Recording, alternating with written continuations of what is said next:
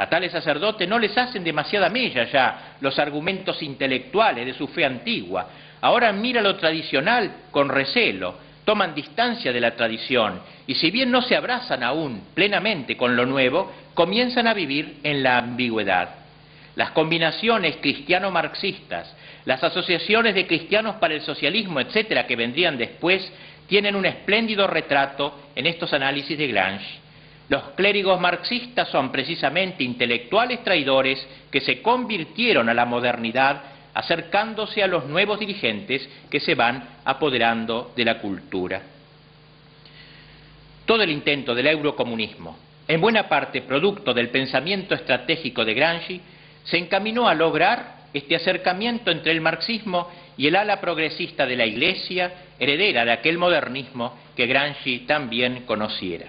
La conjunción pretendida era esta, que el clérigo, más o menos filocomunista, hablase genéricamente de liberación, a la vez que el líder comunista predicase la revolución con un lenguaje poco menos que sagrado.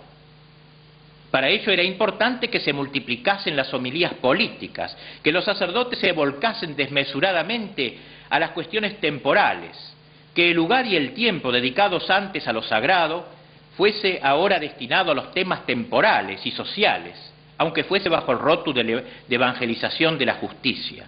Tras fomentarse la fagocitación de lo religioso por lo social político, se trataba de aprovechar los vínculos existentes para que tales sacerdotes llegasen cada semana con ese mensaje renovado a grandes estratos de la población. La actual estrategia comunista de filiación claramente gramsciana sigue por este camino intentando una suerte de cristianismo marxista o de marxismo cristiano. Rafael Gómez Pérez, en un meduloso libro sobre Gramsci, ha desarrollado ampliamente este tema, considerando sobre todo el caso reciente de España e Italia. Resumamos aquí sus observaciones. En España, ante todo, Dolores Ibarruri, la pasionaria, y Santiago Carrillo, que en los tiempos de la Segunda República no disimulaban su fobia antirreligiosa, aprendieron el nuevo vocabulario.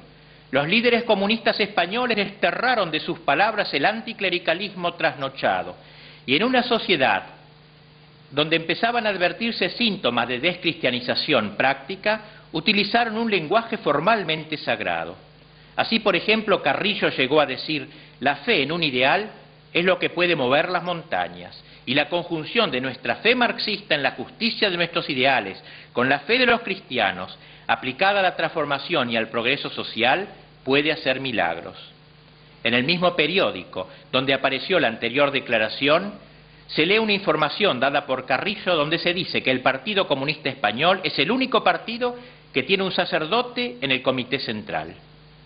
Esta noticia carecería de base unos meses después, con la secularización de dicho sacerdote indigno, pero gramscianamente sirvió para la finalidad inmediata de influir en la opinión pública. En Italia, la política del Partido Comunista local fue muy semejante y mucho más inteligente que la de su partido hermano de Italia, el Partido Socialista Italiano. Los socialistas italianos buscaron su originalidad en la exasperación de uno de los dos elementos de su espíritu, el anticlericalismo, y pusieron como problema número uno la cuestión del divorcio, en favor del cual lanzaron una campaña nacional propiciando un referéndum. El Partido Comunista hizo lo imposible por impedir dicho referéndum, sobreestimando quizás el nivel de religiosidad del país y la audiencia que el clero y la jerarquía tenían presuntamente en Italia. Sin embargo, en 1974 se hizo efectivamente el referéndum. Apenas se conocieron sus resultados, solo el 30% se manifestó contra el divorcio. El Partido Comunista acomodó los tantos, acelerando su estrategia gramsciana. Con unas masas católicas de tal manera desvinculadas de la doctrina oficial, ya era posible plantear más abiertamente la cuestión de la hegemonía de la mentalidad marxista. El partido hizo el cálculo: si bien una gran parte del electorado democristiano seguía siendo antimarxista en política general, buscaba cierta tranquilidad pública y era proclive, pues, al compromiso. Por otro lado, el Partido Socialista se había mostrado hábil en destruir, con lo cual hacía el juego al comunismo, pero ostentosamente inepto para aumentar su caudal electoral. Entonces, en 1975, el Partido Comunista incluyó por primera vez como candidatos en sus listas a algunas personas que procedían del catolicismo oficial, antiguos dirigentes de la Acción Católica, veteranos directores de prensa católica, etc.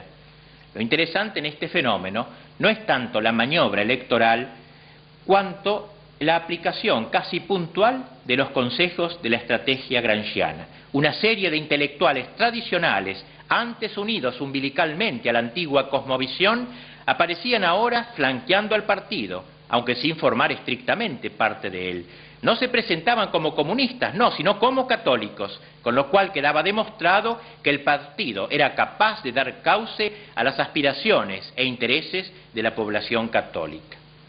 Ante este hecho clamoroso, la jerarquía recordó que el marxismo es incompatible con el cristianismo, pero con muy poco éxito. La Iglesia apareció en actitud de defensa, frente a una clara posición ofensiva del marxismo. Un grupo de intelectuales no comunistas, para que apareciera mejor su, entre comillas, imparcialidad, denunció la injerencia de la jerarquía en cuestiones políticas. En esta guerra de posiciones, según la terminología gramsciana, el moderno príncipe había atacado primero, superando de lejos al enemigo, obligándolo a una maniobra de casi retirada. El partido había visto que los tiempos estaban maduros para este tipo de estrategia. Los intelectuales católicos que flanqueaban al partido eran, por cierto, una minoría nada representativa, pero sí sintomática de una confusión bastante generalizada en las filas católicas. Y así, las elecciones en la capital de Italia entregaron el poder a un intendente comunista, algo que Gramsci jamás hubiera soñado. Había que demostrar que ese hecho no suponía para nada el comienzo de una persecución religiosa y que los católicos de Roma tendrían todas las garantías necesarias para un pacífico ejercicio de su fe. El Partido Comunista no se presentaba como una banda de jacobinos dispuestos a incendiar iglesias, sino como un partido honorable, uno de cuyos hombres gobernaba Roma y alternaba cordialmente con las autoridades eclesiásticas locales. Ganados así una parte de los intelectuales tradicionales de la burguesía, aunque sea una parte, se trataba ahora de tender un puente hacia las masas católicas, según la estricta teoría gramsciana, obligando al partido que representaba a los cristianos, la democracia cristiana, a llegar a un acuerdo, a un compromiso. Se lo llamó el compromiso histórico, que permitiría un consentimiento generalizado y con él la gobernabilidad del país. Así Gramsci fue utilizado para la nueva estrategia del compromiso histórico. Se trata de llegar a que cristianos no marxistas y marxistas trabajen juntos, escribiría por aquel tiempo un comentador de Gramsci. Cristianos y marxistas deben luchar codo a codo para conquistar el futuro y lo deben hacer porque son las fuerzas del futuro. Pero ¿se dará este futuro si no se empieza aquí ahora? Según Del Noce, la democracia cristiana italiana tiene que confesar un gravísimo error, el de no haber sabido reconocer y definir, después de tantos años, cuál es su adversario real. No es necesario recurrir a la autoridad de ningún gran teórico de ciencias políticas, dice Del Noce, para saber que lo determinante de un partido político no es tanto su plataforma, necesariamente abstracta, sino la definición concreta del adversario. Pues bien, la democracia cristiana italiana pensó que tenía frente a sí un partido comunista de tipo leninista, cuando en realidad se trataba de un partido comunista de tipo gramsciano.